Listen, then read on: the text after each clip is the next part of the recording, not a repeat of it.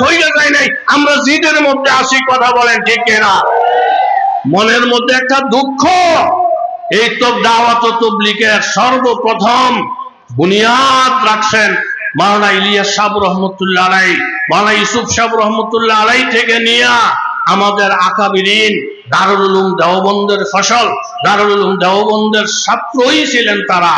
মাওলানা ইলিয়াস রহমতুল্লাহ আলাইহি তাবলীগের সারা জীবনের উসুল যেটা ছিল, মার খাইবা মার দিবা না, বকা শুনবা বকা দিবা না, আর আলেমদেরকে যেখানে পাইবা আলেমদেরকে তশকিল করবা না, তাদেরকে গাস্ত করার চেষ্টা করবা না, আলেমদের জন্য শুধু দোয়া চাইবা। এই জন্য আমার খেয়াল আছে জীবনে কত তবলিগ লাগা, এরকম বড় বড় কলা, বড় বড় এরকম ফোটলা যে জীবনে খাইছি, আইয়াই ফায়ের মধ্যে পড়ে যেত হুজুর। ওলামায়ে কেরামদের দোয়া নেওয়া, এটা হলো আমাদের জীবনের সবক, এটা হলো আমাদের জীবনের আদর্শ। তাহলে হযরত ইলিয়াস রাহমাতুল্লাহ আলাইহির কাজ গালি দেওয়া না, গালি খাওয়া, মার দেওয়া না, ওলামায়ে কেরামের সাথে সুসম্পর্ক রাখা। দুঃখে কলজাটা ফাইটা যায়।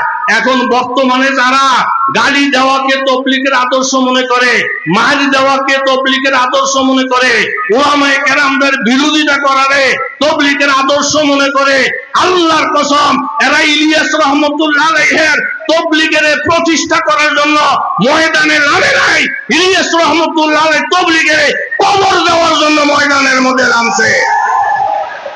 এখন আমরা পরিষ্কার হয়ে গেছি, বিভিন্ন মিডিয়া থেকে আমরা যে জিনিসটা বারবার পাইতেছি, মাওলানা সাদ সাহেব তাবলীগের জিন্দা করার জন্য আসে নাই, ওই সেই ইসরায়েলের সাথে, সেই মোসাদের সাথে, সেই ভারতের রয়ের সাথে যোগাযোগ করা এদের প্ল্যান হলো এই বাংলাদেশ থেকে দাওয়াত তাবলীগকে মিটাইয়া দেওয়া, উলামায়ে কেরামদেরকে খতম করা, কোরআন হাদিসের ইলম থেকে মানুষকে মাহরুম করা।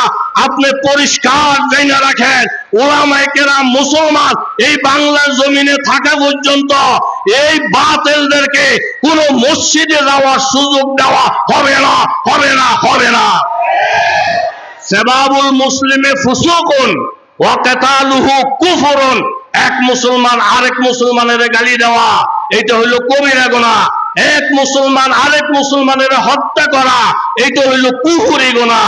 এটা আমি সাধারণ মানুষ পর্যন্ত বুঝে, যারা 17 তারিখ দিবাগত রাত্রে নিশি রাত্রে রাত্র 3টার সময় ঘুমন্ত মানুষের উপরে হামলা কইরা 4 জন মুসলমানের পেট কাইটা কল্লা কাইটা যারা শহীদ করে দিছে, আমি আল্লাহর নামের হরফ করে বলতে পারি এই মুসলমান হত্যা করাকে যারা জায়েজ মনে করে, আলেম ওলামাদেরকে গালি দেওয়া যারা জায়েজ মনে করে, মুমিনের দফতরের মধ্যে এদের নাম নাই, নাই, নাই। বরং এরা তাবলীগের কেউ না, এরা মুসলমানেরও কেউ না। এরা যদি তাবলীগের নাম দিয়া কোন মসজিদের মধ্যে যায়, আপনারা পরিষ্কার ঘোষণা করবেন এরা তাবলীগী না, তাবলীগের ধ্বংসকারী, এরা খুনি, এরা খুনি। খুনিদের জন্য কোন মসজিদ উন্মুক্ত থাকবে না। সারা বাংলাদেশে সাতপন্থীদের জন্য মসজিদের দরজা বন্ধ থাকবে, বন্ধ থাকবে, বন্ধ থাকবে। একজন মুসলমান, একজন অগ্নি পূজক, দুইজনের মধ্যে পূর্ব থেকেই বন্ধুত্ব। আজকে দুইজনের একসঙ্গে সাক্ষাৎ, দুইজনে বললেন দোস্ত দুজনে আমরা আমাদের ধর্মটাকে পরীক্ষা করব। বলে কিভাবে? তুমিও আগুনের মধ্যে হাত দিবা, আমিও আগুনের মধ্যে হাত দিব, যার হাত পড়বে না তার ধর্ম সত্য। মুসলমানের একটা ইকিন, আমি যেহেতু আগুনের মালিকের পূজা করি আমার হাত পড়বে না। অগ্নি পূজকের একটা ইকিন, আমি যেহেতু আগুনের পূজা করি আগুন আমাকে ধরবে না। দুইজনে দুই রকমের চিন্তা ভাবনা করে। মুসলমানও আগুনের মধ্যে হাত, অগ্নি পূজকও আগুনের মধ্যে হাত। 1-1.5 ঘন্টা পর্যন্ত আগুন জ্বলছে, আগুন জ্বলা নিজে নিজে আগুন নিভা গেছে। মুসলমানের হাতও পড়ে নাই, অগ্নি পূজকের হাতও পড়ে নাই। মুসলমানের মনে কষ্ট, আল্লাহ মুসলমানের হাত পড়ে নাই এটা বুঝলাম, ইসলাম ধর্ম সত্য, কিন্তু অগ্নি পূজকের হাতটা আপনি পড়াইলেন না কেন? আল্লাহ আপনি যে মাঝে মধ্যে এমন কাম করেন আমরা বিহুদে ফিরে যাই। এই অগ্নি পূজকের হাতটা পড়াই দিলে আমার জন্য কত সহজ হইতো কথা বলতে। আপনি আমার হাত পড়াইছেন না ঠিক আছে, অগ্নি পূজকের হাত পড়াইলেন না কেন? আল্লাহ তাআলা ইলহামি ভাবে বন্দাকে জানাই দিয়েছেন, বন্দা রাগ করো না, রাগ করো না। অগ্নিপূজকের হাত অবশ্যই আমি পোড়াইয়া দিতাম, কিন্তু অগ্নিপূজকের হাত যেহেতু একটা মুমিনের হাতের সাথে লাগা, এই মুমিনের হাতের দিকে তাকাইয়া আমি তার হাতটা বাঁচাই দিছি। এই নাস্তিক মুরতাদের বাচ্চারা, এই সমাজ থেকে যদি আলেম না থাকে, কুরআন না থাকে, ঈমান না থাকে, এক গ্লাস পানিও তোদের কপালে ঝুঁকবে না। বলেন ঠিক কিনা? এই জন্য দোস্ত, এই একরামের অর্থ এই নয় যে আমরা দুর্বল, আমরা মারামারি পছন্দ করি না, আমরা গালি খাইতে চাই, গালি দিতে চাই না, আমরা গীবত শেখার শুনবো, গীবত শেখার করবো না। ইলিয়াস রহমতুল্লাহ আলাইহির মানহাজের উপরে যেই তবলিগওয়ালারা আছেন, এরাই হলো সহি তবলিগওয়ালা। এর বিপরীত যারা উলামায়ে কেরামের বিরোধিতা করে ময়দানে কাজ করতে চাইতেছেন, এরা টিকটারি করে করে বলে মামুনুল্লাহ কেনা, আলেমরা কেনা, তবলিগের আলেমরা কেনা। এই বেটা, আলেমরা যদি তবলিগের মধ্যে না থাকতো, এই তবলিগের প্রতিষ্ঠাতা আলেম, কিতাব লেখক আলেম, আগাগোড়া সব আলেম, এখনো যদি আলেমেরা তবলিগের বিরুদ্ধে নেমে যায়, তোরা ফলানের জায়গাটাও পাইবি না। এই জন্য দোস্ত, একেবারে বাংলা কথা, বাংলা, কোন ইংরেজি উর্দু নাই।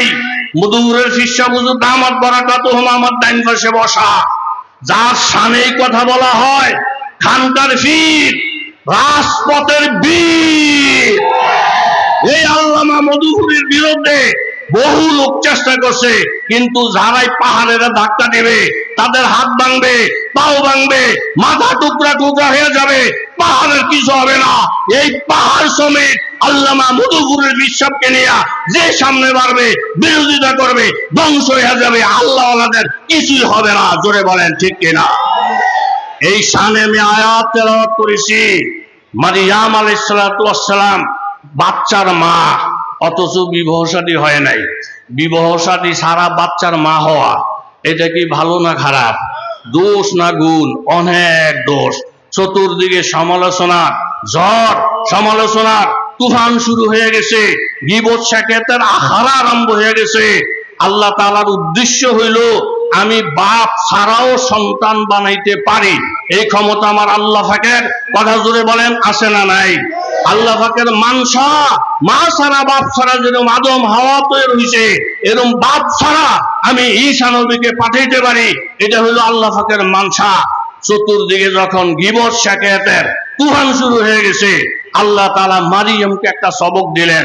একজনে গীবত করবে, আমরাও তার গীবত করব। একজনে হাত বাড়াবে, আমরাও তার সাথে হাত বাড়াবো। একজনে গালি দিবে, আমরাও গালি দিব। এই শিক্ষা আল্লাহ তাআলা আমাদেরকে দেয় নাই। আর নসেদ, আমাদেরও হাত ছিল, আমাদেরও মুখ ছিল, আমরাও তোমাদেরকে ফিদানের মতো লাঠি ছিল, কিন্তু আমরা আল্লাহর দিকে তাকাইয়া সবর কইরা এখন সারা বাংলাদেশ এক কথা, যেই সাহাবপন্থী লোকেরা মানুষের উপরে হামলা করছে তারা অবৈধ, যারা মাইল খেয়েছে তারাই হলো বৈধ। কথা বলেন ঠিক? ফাকুলি ইন্নী নাযারতু লির-রহমানি সাওমা। হে মারিয়াম, তুমি গীবতের সঙ্গে গীবত দিয়া জবাব দিবে না। তুমি এক কথা বলো, আমি আল্লাহর সন্তুষ্টির জন্য রোজা পালন করেছি। ফালান উকাল্লিমাল ইয়াউমা ইনসিয়া। ওই সময় রোজা রাখলে কথা বলার দ্বারা রোজা ভঙ্গ হয়ে যায়, খানা খাওয়ার দ্বারা রোজা ভঙ্গ হয়ে যায়। যেহেতু আমি রোজাদার, আমি তোমাদের সঙ্গে কথা বলবো না। বিবি মারিয়াম একবারে খামোশ হয়ে গেলেন, কোনো জবাব দিলেন না। ফাআতাত বিহি কাওমাহা তাহমিলুহু। আল্লাহ পাকের হুকুমে ঈসা আলাইহিস সালামকে নিয়ে সমাজের মধ্যে ঢুকলেন। ঈসা আলাইহিস সালাম কোলের মধ্যে নিয়ে মারিয়াম যখন সমাজের মধ্যে ঢুকলেন, ফাকালু, সকলে ডাইকে বললেন, লাকাদ জিতি শাইআন ফারিয়া। হে মারিয়াম, তুমি জঘন্য একটা অপরাধ করেছ, এটা তোমার জন্য ঠিক হয় নাই। ইয়া উখতা হারুন, মা কানা আবুকি ইমরা সাউইন ওয়া মা কানাত উম্মুকি বাগিয়া। তোমার মা ভালো, তোমার বাবা ভালো, কেমনে তুমি এমন কাজ করেছ? বিবি মারিয়াম জবাব দেয় না, খামোশ, একবারে খামোশ।